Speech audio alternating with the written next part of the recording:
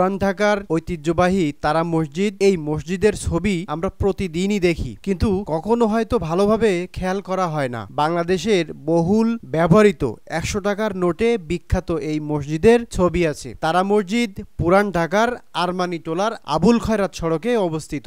আমি এখন আছি হচ্ছে আরমানিটোলার তারা মসজিদের সামনে। আমরা এই তারা মসজিদের ইতিহাস সম্পর্কে আপনাদেরকে জানাবো, আমাদের সঙ্গে থাকুন।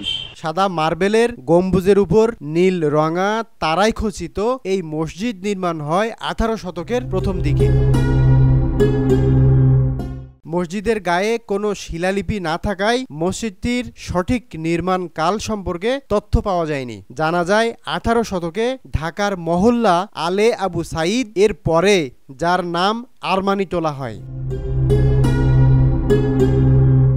তবে ধারণা করা হয় ১৮ শতকের শুরুর দিকে তৎকালীন ঢাকার জমিদার মির্জা গোলাম পীর তারা মসজিদ নির্মাণ করেন। মির্জা সাহেবের মসজিদ হিসেবে তখন সেটি বেশ পরিচিতি পায়।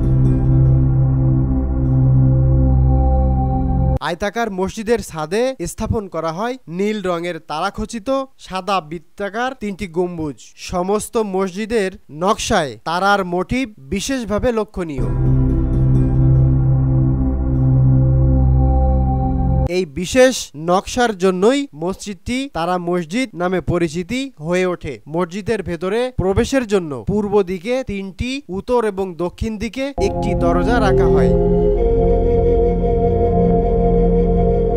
১৮৬০ সালে মারা যান মির্জা গোলাম পীর। পরে ১৯২৬ সালে ঢাকার তৎকালীন স্থানীয় ব্যবসায়ী আলী জান ব্যাপারী মসজিদটির সংস্কার করেন। তখন মসজিদটির পূর্ব দিকে সম্প্রসারণ করে বারান্দা তৈরি করা হয় এবং চিনি টিকরি কৌশলে মসজিদটিতে রঙিন চীনামাটির টুকরা ও কাঁচ ব্যবহার করে মোজাইক করা হয়।